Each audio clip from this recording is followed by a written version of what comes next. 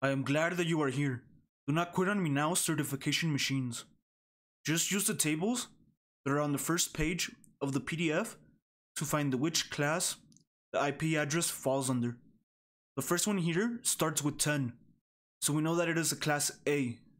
The second one has 150 in the first octet, so we know that it is a class B. A trick for remembering the classes is to only remember the class B range of 128 through 191. Anything under that is a class A, and anything over is a class C. If we look at the third one here, it starts with 192, so we know that it's a class C IP address. The fourth one starts with 148, so we know that it's a class B address. You can finish the rest on your own. When you look at the first octet, it should only take you a few minutes. For page 4, we are referencing the first page again.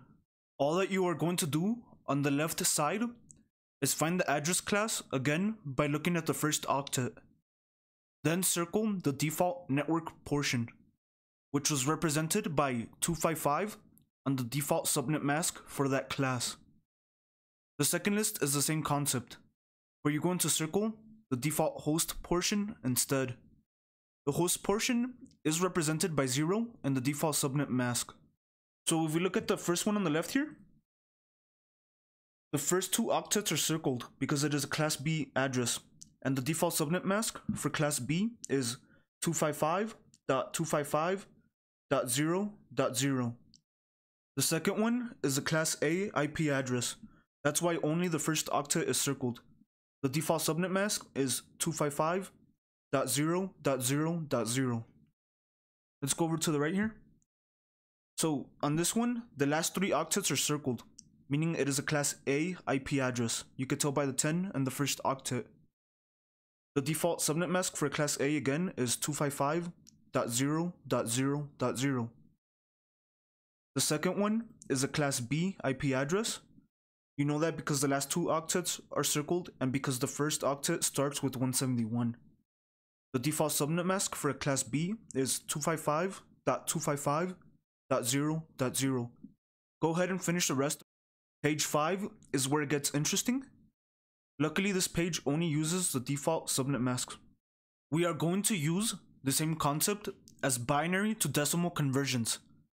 Match the first octet of the IP address to the first octet of the subnet mask. If the subnet mask's octet is full with 255, then keep the number and the corresponding octet of the IP address the same. If the subnet mask is a 0, make the corresponding IP address octet a 0. Do this for all 4 octets. This will give you the network address. The network address is the first address in a range of IP addresses. Let's knock out the first 4 together. So for the first one, we have 255 and 255 and the first 2 octets. That means we're only gonna look at the first 2 octets of the IP address and ignore the rest. As you can see here, the last 2 octets do have a 0. For the second one, we're only gonna use the first 3 octets and ignore the last one.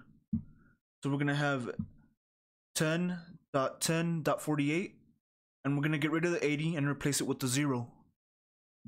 For the third one, we're gonna only use the first 3 octets again, so we're gonna have 192, 149.24, and then use 0 instead of 191 in the last octet.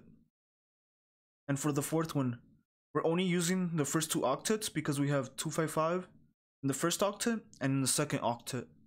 So that means we're only gonna use 150 and 203, and then change the last 2 octets of the IP address to 0 to get 150.203.0.0. Pretty straightforward, right? Go ahead and finish the rest on your own. You almost have all of subnetting mastered.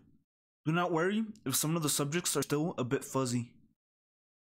We still have a bit more to cover before the in-depth practice problems. I will see you in the next lecture.